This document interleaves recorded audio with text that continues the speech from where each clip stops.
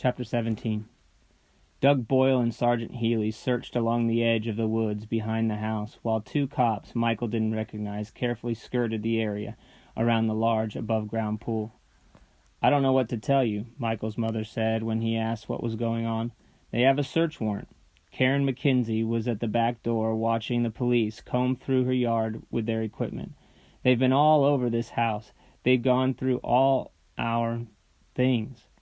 Her shoulders twitched, as if she had just told him she'd found cockroaches in a bread box. His heart began to thump wildly. The police knew something. That was why they had come back. He spotted his father and Josh outside, standing with their arms folded side by side on the patio, looking as if they were prepared to defend their small two-story colonial with their lives if they had to. He tried to determine the look on his father's face to see how much he knew, but Tom McKenzie's face was blank, like that of a man stunned by an unexpected blow. Michael looked over at the woodpile behind the garage. No one was back there, but then he seriously doubted the metal detectors would be able to locate the rifle where he'd hidden it, 3 feet in the ground below all that wood.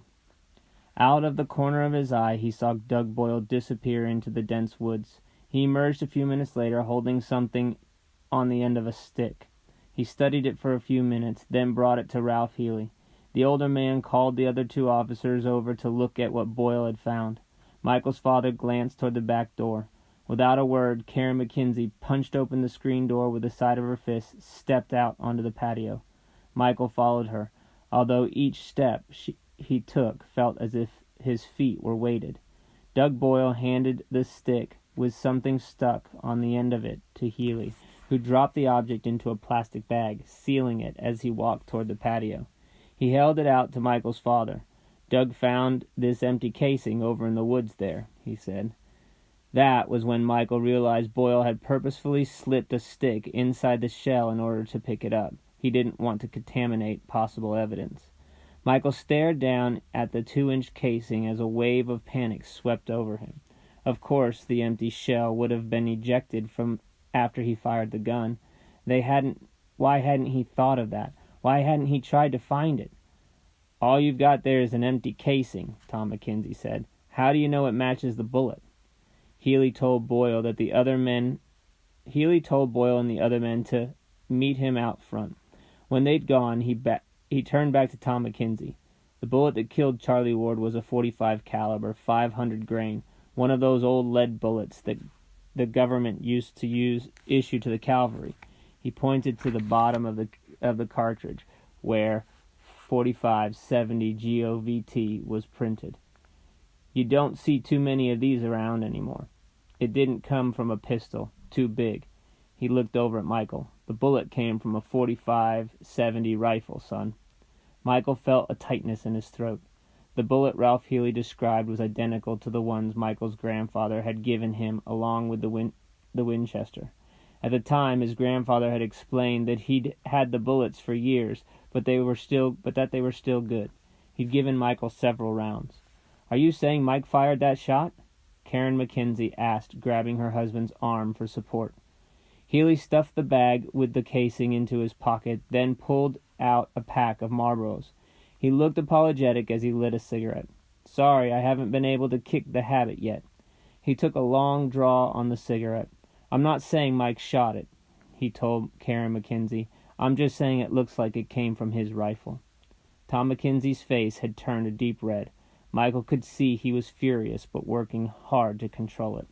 "That rifle was locked in my gun cabinet in the basement," he sputtered. "I put it there myself." He spun around and was almost nose-to-nose with Michael. "Do you know anything about this?"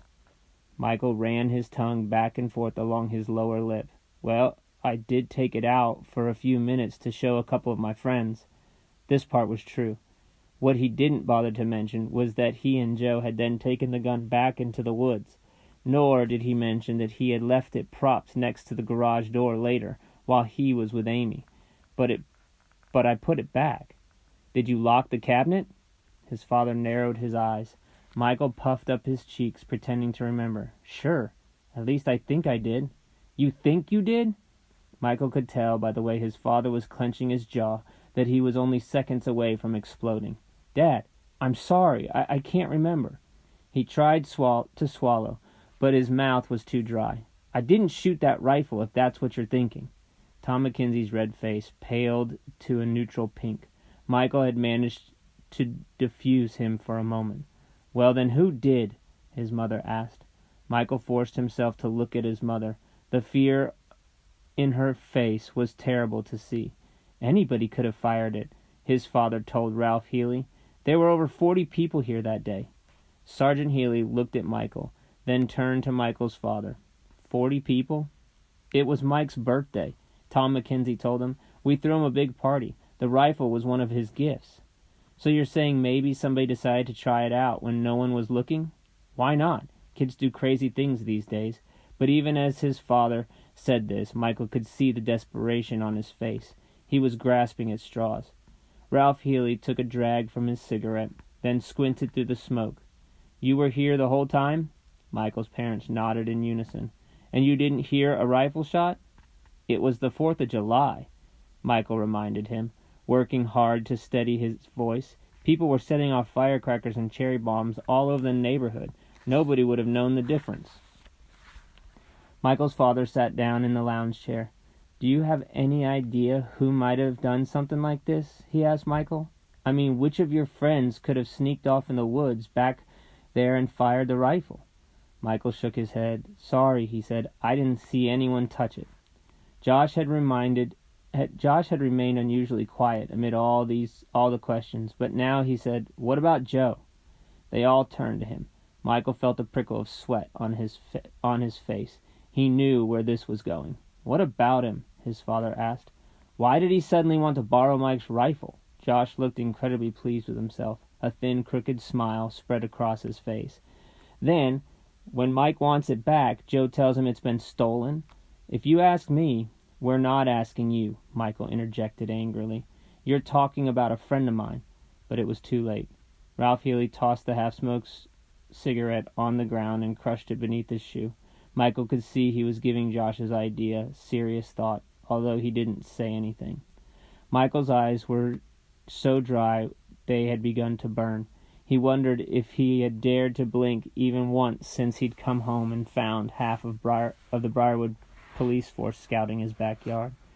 His tongue felt like an oversized cotton ball.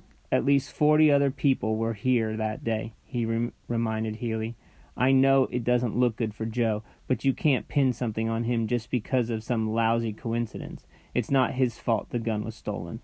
If it was stolen, Josh said.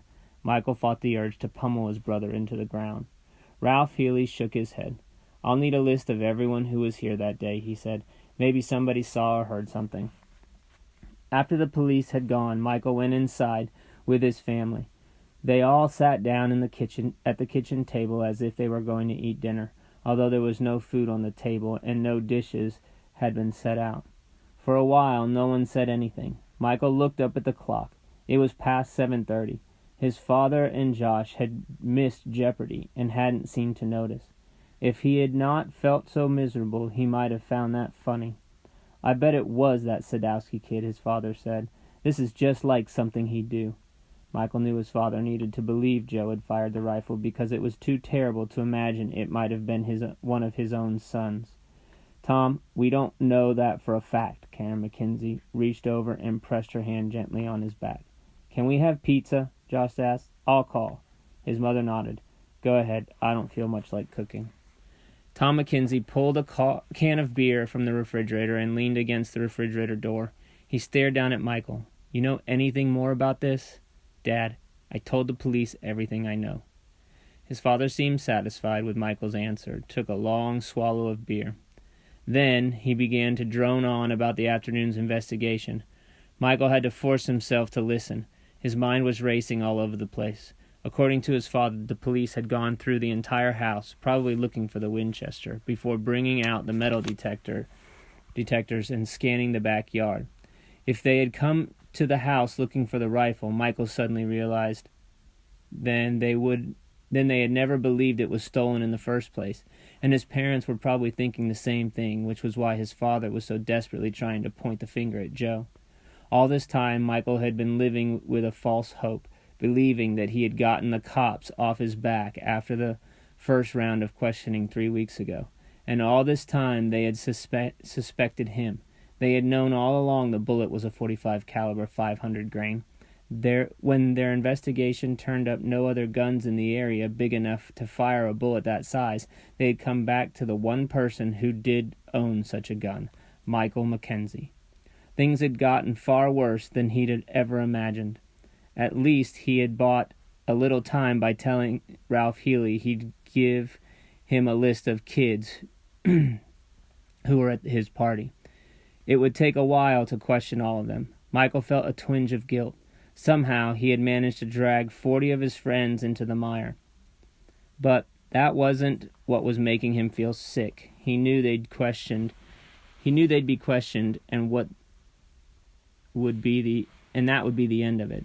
No, what made his empty stomach turn sour was that he had done almost nothing to defend Joe.